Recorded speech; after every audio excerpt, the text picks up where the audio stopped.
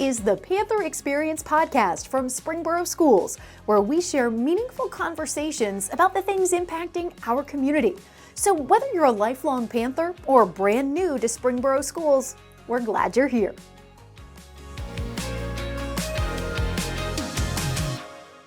Welcome back to the Panther Experience podcast. I'm Erin Meyer, District Communications Coordinator, joined by Terrah Stacy, our Treasurer and CFO, and Carrie, Hester, our Superintendent. It's a Wednesday today when we're recording. We got Spirit Wear going, Wellness Wednesday, and we are hoping that spring is around the corner. We are recording today. It is pretty chilly. Hopefully by the time people are listening, the weather has taken a change for the better and it's getting a little more spring-like. Yes, I think I heard a rumor that it's going to be maybe 80 on Sunday. Take it. Ooh, yes, awesome. We certainly will take it. And you know what? You actually had a pretty decent day pretty recently, Carrie, when you went on a field trip. You took a little field trip with some of the, was it fourth grade, third grade? Third grade, 5 points, third graders. I got to go to the city building for their real-life experience about learning about local government. Uh-huh. And so our city building hosted and welcomed all of us. It was such a great experience. I actually learned a lot. We got to see the mayor. We got to interact with the city manager, Chris Pizzuto, and his finance manager. The children got to understand trash pickup and how different pieces of playground equipment are chosen. And I was able to get up close and personal with a snowplow, right up on the snowplow. We'll put you on the list next winter when we need those parking lots cleared, yes. Superintendent Hester. And then shout out to Officer Morgan. She did a great job with the kiddos as they got up close and personal to a real police cruiser. They were able to look inside, lots of curious minds, because they see police cruisers, lights and everything. She did a great job. And then we all ended it with Blue, just giving Blue a nice pet, and he's such a great dog. Did the kids just have tons of questions? They were really good. The most questions were for Officer Morgan, honestly. Mm-hmm. Yeah. That makes sense. And so you felt you learned a lot. And I thought what was cool is sometimes it's going past a place that these students probably drive by, a lot of them pretty frequently, but you don't know everything that goes on. Right. It really helped connect the dots with, just the basics of civics. Yeah. But then community pride, really understanding what happens and why in Springboro. All right. Love that. And Terrah just shared some excellent news with us the other day. I got an email from her, did a little happy dance because we always like to celebrate good reports, and we got an excellent one from the auditor. So tell us what we heard from them. Yes, we received a notice that we are going to receive the Auditor of State Award again for our audit. And there is about just under 6,000 governments in the state of Ohio, with libraries, cities, counties, schools, and only about 3% are awarded an auditor award, so that's about 120. So out of the 4,000 that are actually audited annually, because some are not audited every year, we are. But we did receive notice, and so they'll be bringing out our awards soon. So it's just, my team, our whole district, everybody working really hard and putting all the things in place to make sure we have a clean audit, no management letter, there's no material deficiencies, and so kudos to all of us for that. So amazing. I did not realize it was that small of a number. Yes. I mean, it seems like it because you'll see Southwest Ohio, there are more in Southwest Ohio that do get the award than in other parts of the state. Oh. But we also have a lot more entities. We're a lot more populated down in our part of the state than in other areas. But again, still only about 120 statewide. So we're very lucky and proud of that. So as a big basketball fan with March Madness starting, I'm thinking of like the teams that make the tournament. I feel like that's what we're doing, winning that award. You're like one of those few teams that works all year to make it. So awesome. Great stuff there. Speaking of athletics, winter sports just wrapped up for us. Spring sports have started, and we wanted to acknowledge a couple of our wrestlers. We had 6 of them who went to state and also 5 swimmers, but 2 of our wrestlers came away on the podium. So we had 2 juniors. The junior class is really strong in the wrestling department. Carrie McCall, 3rd, and Max Weimer, 4th. And we have a great side-by-side picture that they posted from the 2 of them in 6th grade to now as juniors, and their growth and just like, I'm sure the friendship you establish over all of those many practices and hours. The long wrestling tournaments, yeah. Yes, yeah. So that was awesome to see. And as the spring sports get going, Terrah, we've got some updates over at Wade Field. So as people head over to lacrosse games, are going to notice some changes. Yes, absolutely. We had a new turf field put in there. They usually last somewhere between 10 and 15 years, and ours was 14 years old, and so it definitely needed replaced. Yeah. I loved the post that you shared out there because there are so many likes and so many comments about all the different teams who are excited to be able to utilize that field.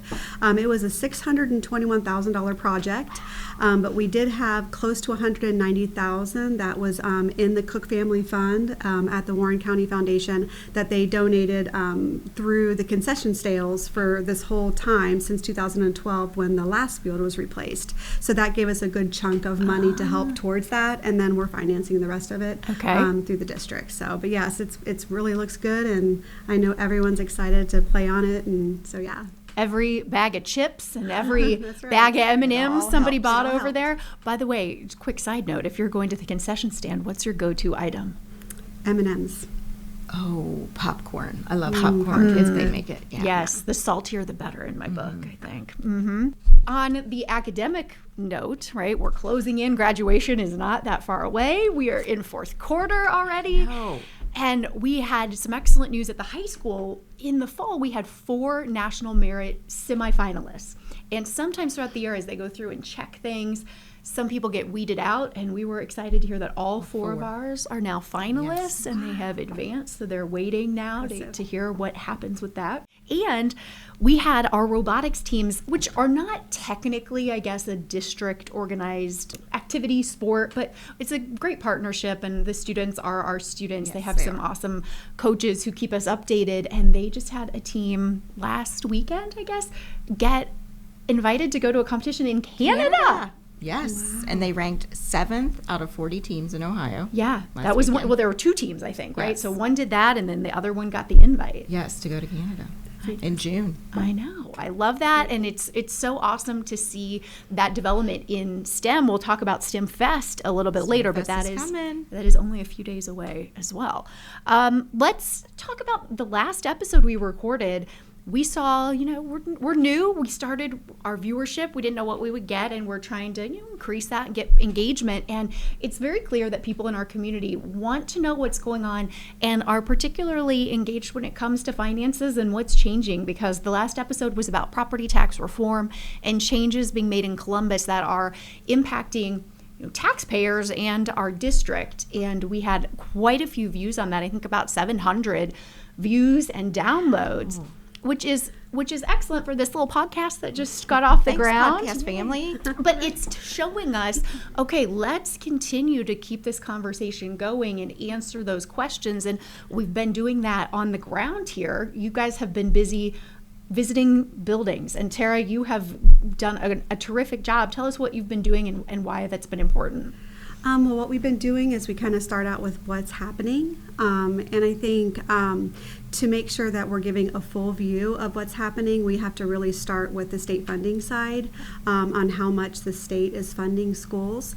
And so you'll hear things like, well, the state is actually you. And yes, the state might be you, but you pay part of your income through income tax to the state of Ohio.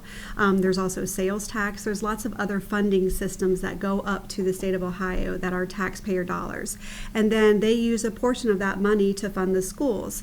And the Constitution says that it should be a shared partnership, which you usually, like we talked about before, would expect around 50-50. And it will be at 32% as of next year, which is the lowest amount in Ohio's history.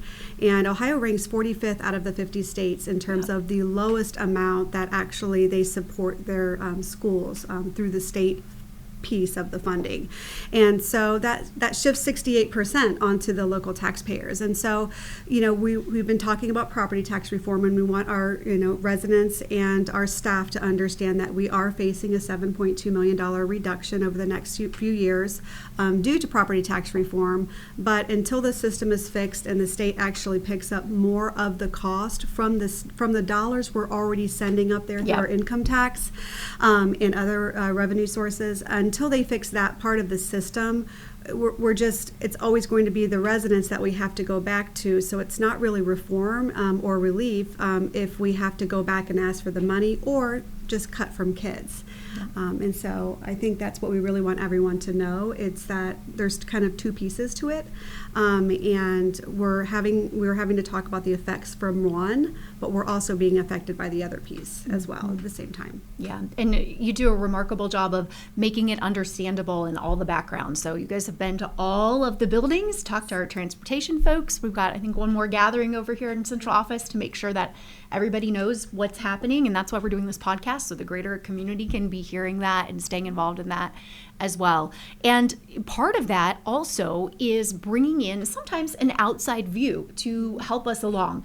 And so you may or may not have heard that we have a couple of open work sessions to help our Board of Education form a taxation policy, which sounds a little serious and a little complex, and it is, but let's talk about who came in, how people can get involved in that. So, Terrah, who is this consultant who's coming in? And then, Carrie, we'll have you kind of tell us a little bit about the goal of bringing him in and how he's helping.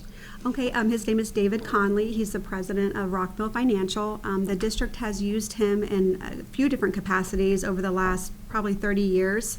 He's a financial advisor. He's a municipal advisor, so he's helped us through our bond piece of process over the last couple years. So people may have recognized him from different events or speaking engagements. Yes, and so we've used him for a long time, and he will help us kind of talk about why, when, and how you tax your community. And so you want to talk about it? And I think it's important for, just like we went to all of our staff, and this is a heavy message, like I said to everybody, when you talk about finances and money, that brings a lot of emotion. And we really wanted to be transparent, and we wanted to be people first and in front of everybody who wants to listen and learn, because a lot of this is education. Of all the people that we were in front of, I think there was a lot of shock and a lot of learning of this isn't a partnership and it should be a partnership. But David's going to come in and he's going to help the board live out our values of people first and always growing better together, and helping us to form this taxation policy, because the rules have changed on us with the reforms. And so we are going to have to reach out to the community, and this policy will ensure that we do this in a very transparent and with a lot of integrity, and just by the way the community wants to fund schools. I found it really interesting, being somebody who is newer to the area, that he really, in the first session, which just happened on March 11th, he really went through background and demographics of where we live and what this community is built of, what we look like when it comes to performance, what we look like when it comes to tax rates. And I thought, Terrah, maybe you could give us the Cliff Notes version, if somebody was not able to come, of some of those key points. So if we're talking about our tax rate, everybody feels the burden of taxes, particularly property taxes right now. But when we really look at that chart, and we've got one we'll show, where are we falling? We actually have one of the lowest tax rates in the entire state of Ohio. So even though when you see the data that David provided, he picked a sample of districts that are geographically around us, but when you compare us to the whole state, we look very similar to that sample. So we're in the bottom, I think, and we're in the 20th lowest tax rate in the whole state. I'd have to double check that number, but it's close. It might even be a little bit lower. And in Warren County, we're the lowest by far. Lowest. Yes. Yeah. Conversely, on the other side, when we're talking about our performance, we also saw a chart that kind of flips. So we've got the lowest tax rate, and then our scores are toward the top. Yeah. High performing, low spending. Absolutely. And when you see the data, that hopefully everyone goes out and looks at that data that has already been shared by David. But we can say, because it's data, we can say we are the highest performing district, that there's no district in Ohio that spends less and has achieved higher than Springboro. Yeah. So you get the biggest bang for your buck. And he travels the state, not just in schools, but in other parts of government, and helps with their finances. So he sees a lot of numbers and a lot of government organizations that spend taxpayer money. Absolutely. And those sessions are about 2 hours long, and I'm full disclosure. I was not sure how interested I was going to be the entire time. But I really was very engaged, and he makes it really understandable, because sometimes you wonder, if this isn't my wheelhouse, if I'm not the treasurer getting the Auditor of State Award, am I going to be able to follow? And I think everybody in that room, which was staff and then some community members, really were able to follow along and left feeling a lot more educated. I certainly did. He makes you feel very at ease with the information. Yes, and so he'll be back 2 more times. This video, it was recorded, and it is on our website on Terrah's Treasurer page. You can watch the whole thing. It's about an hour and a half, hour 40 minutes long. But I promise it kind of zipped right along, and it was really interesting. Especially there's a whole segment where he breaks down the demographics in our area, which I think would be of interest to a lot of people. And he will be back when? He will be back on April 8th, and then his final one will be May 6th. Okay. And we're doing 6 to 8.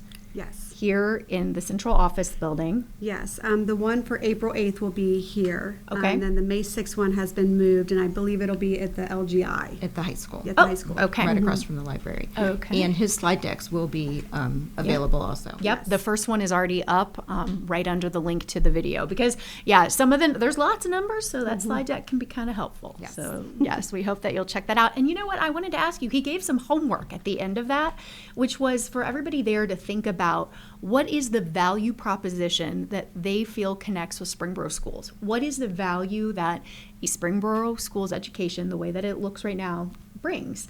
And I wondered, I'm sure you two have chewed on that a little bit since then, of what you feel like those big things are that are our value. Well, I mean, from a treasurer's perspective, if you see what we produce in terms of achievement and opportunities for our kids and the amount of money that we spend for that, to me, that's a value. You're getting a lot for a little, among other things.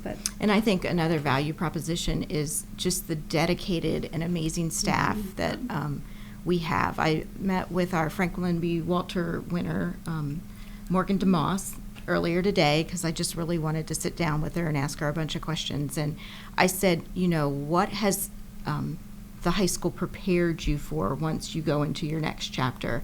And she said it's been more than academics. And she mentioned so many of her teachers, but she said the one in particular, more than academics, really, really instilled in her that she needed to believe in herself, and she needed to be fierce as she goes out there and pursues a career in medicine. And so absolutely do our teachers deliver high quality education, but they also personalize the education for each and every student.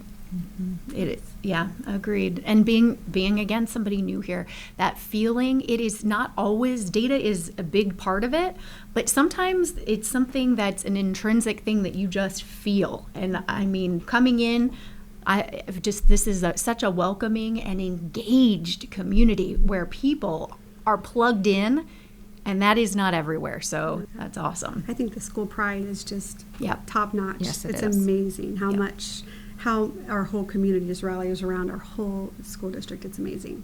Well, I'm gonna throw us off our order just a little bit, but I think that segues really great into the pride that will be on display this weekend at the Hometown Expo, because we've got different musicians who will be playing. I know you're kicking things off, Carrie. It's going to be at the high Chamber, school. and so you are new, and this will be your first Hometown Expo. Yes. Oh my gosh, get ready. Heard a lot about it. it. A full day of just lots of fun and lots of people. Yeah, and we are doing something kind of fun at our table. We feel like all those teachers and those staff members that you're talking about deserve so many kudos, and man, we wish that they could get even more of them. So we'll have a little setup there that if you've got something nice to share about a teacher, you can stop by and do that, and we'll be getting them to those teachers or staff members, because you have no idea what some of those little words of encouragement do on those days where it is a little tough or something doesn't go to plan.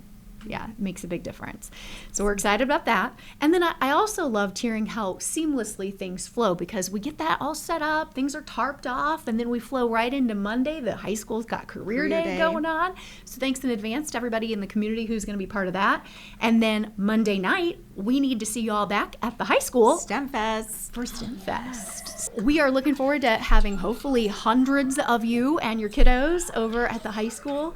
Interactive activities. I mean, the pictures I have seen, it looks like going to the Children's Museum, but right in your own backyard. Absolutely. It's just smaller and more personal. We, a couple years ago, we set off rockets outside the high school. That was really fun. You know, there's a whole area of just all these different kinds of Legos to make things. I mean, it's very interactive.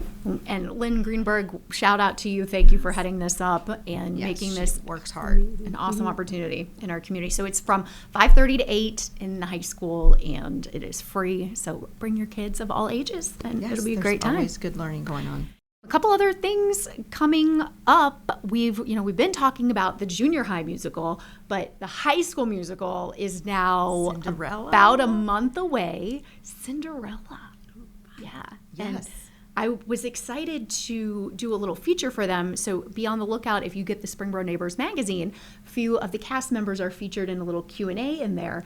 And one of the big things, if you're going, you're not watching the Disney version, right? This is the Rodgers and Hammerstein version of Cinderella. So the music is a little different. It's got just a lot of differences, but they say you'll still get that same sort of fairy tale feel. And is it still a really good pair of shoes can change your life? We know that has to be this a true is story. We know Carrie subscribes to this because if you could, we should insert With a a picture little today bling of on her shiny shoes. Yeah, I did hear that the dress might be a different color than we are used to, also. But it's very cool because students are the ones designing and creating and coming up with all of these costumes and stuff too. It is amazing the things that they do. Very, very cool. Any other big events on the radar that you guys are thinking of? It's going to be busy. And then graduation. And It's then right around the corner. I know. Wow. Let's see. Let's get to a few thank yous. I mean, in advance to everybody involved with the Expo and STEM Fest for sure, because that's a big deal. You know, the schools recently had their evening conferences with parents, and couple of the schools wanted to give some shout outs to the organizations that helped feed all those staff members, because it's a long day. It is a long day. And I know over at Dennis, the PTO went out of their way to get some dinner from Outback Steakhouse, so they were well fed. And then families of SHS teamed up with Carrie Robbins with Berkshire Hathaway and Springboro Baptist Church for theirs, and I know the other schools had PTOs and different people involved too. So it takes a village, and we do not need hungry teachers. Yes, we are so appreciative. And the PTOs are oftentimes behind these efforts to really care for our teachers, and we're so thankful. Yes. We have amazing PTOs. And we did have one additional donation since our last board meeting. Schmidt Auto Sales did give $250 to the junior high musical for Annie, so that was great too. That's awesome. You know, we also heard sometimes every now and then we'll get somebody reaching out just saying, how can I be involved? Maybe not in just a blanket check, but how can we donate this item or be involved in this event? So if that is ever something that crosses your mind, send an email over and we will get you in the right figure it place. out. Absolutely. Yes. We will take it. When we're talking about those great teachers, you recently visited one at the junior high who was Yes. our latest Hester hero. Tell us about that, Carrie. Kif Corcoran, the junior high English language arts teacher, is amazing. She is just one of those quiet performers that she works hard to create lessons that really bring her kids into the lesson, and they're engaged. Last year, or a couple years ago, I went over because they were studying mysteries, I believe it was, and she did a whole tea party, and it was at Halloween because it was around this creepy movie, and a tea party was at the center of it. And, you know, 8th graders, 7th graders don't really drink tea from fine china, and she got it very accurate. And then when you and I walked in, the question on the board when we interrupted class was, who would eat bugs? I mean, and then we learned that they ate mealworms a couple days before. If they wanted to, you know, nobody was nothing And forced. So she That would be a just, hard pass. Yeah, for you. yeah, she goes above and beyond to really connect the lessons that she needs to teach.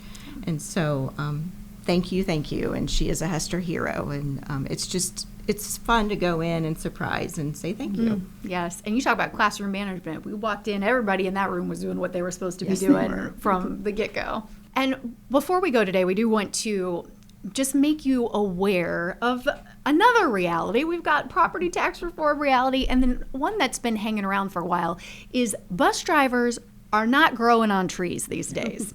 It is difficult to get enough bus drivers to cover all routes all year round. And we've just seen this with having to cancel a couple of routes, which is never anything we want to be doing. It's certainly not the call I want to be making to folks early in the morning. Right. But man, Carrie, just talk about how it is avoided at all costs. And this isn't just a Springboro problem. This is a statewide problem. And I think maybe national. Oh, yes. Being a bus driver is a very, very hard job. And we have an amazing group of bus drivers. Each year we lose some of them. I think we're going to lose maybe 6 this season because they're older and it's time for them to go and enjoy their lives. And we've tried to be creative, and we've had, sign-on bonuses, which we're still going to do. We have paid training.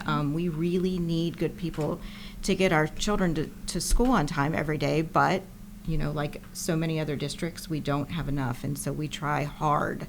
Everybody in transportation works hard to, figure out that puzzle on a daily basis, and we try to give as much notice when we know ahead of time that there's going to be a cancellation, but sometimes people wake up sick and we don't have enough people to drive buses, and so we're just asking for some grace and some kindness and, just some understanding that we work on this every single day. And we try to lessen the inconvenience on families, but we do not have enough bus drivers. So the reality is going to be that we have to cancel routes. Yeah, and we would love if you know somebody in your life who is looking to have maybe about 5 hours or so a day of work in the morning and the afternoon. Kind of a good situation. Maybe you are a stay-at-home parent right now and you've got kids in school and you want to be transporting them. Perhaps you're retired from firefighting, police work, and you want to still stay busy a little bit. Lots of options, but we need folks in there because you're right, you can't drive the bus forever. No. And they deserve to go and have a new chapter in life. They've worked hard. Yep. Absolutely. Thinking of buses, I'm thinking of some of those littlest ones on the bus, and it made me just real quick remember preschool applications are happening, and the lottery, or there's a lottery system to get in there, and you've got to get that application completed by the 21st. End of the day on the 21st of March is the cutoff, and then that lottery process continues. But if you've been thinking about it and you've been putting it off, or you know somebody who's got a kiddo that age, please hop over to the website, and you'll be able to find that on the registration page. Okay. All right, well, I think that's all I know. I'm ready for those 80-degree temps, I believe. Yes, please. And been hearing some of the baseball, softball teams throwing outside, so we know it's close. Spring is coming. It's coming in like a lion, though. Yes, we're ready for that lamb part, aren't Yes, we are. All right, well, hey, enjoy spring break, everybody. It is so close, and we look forward to finishing out fourth quarter strong. Okay, thanks, Erin. See you next time.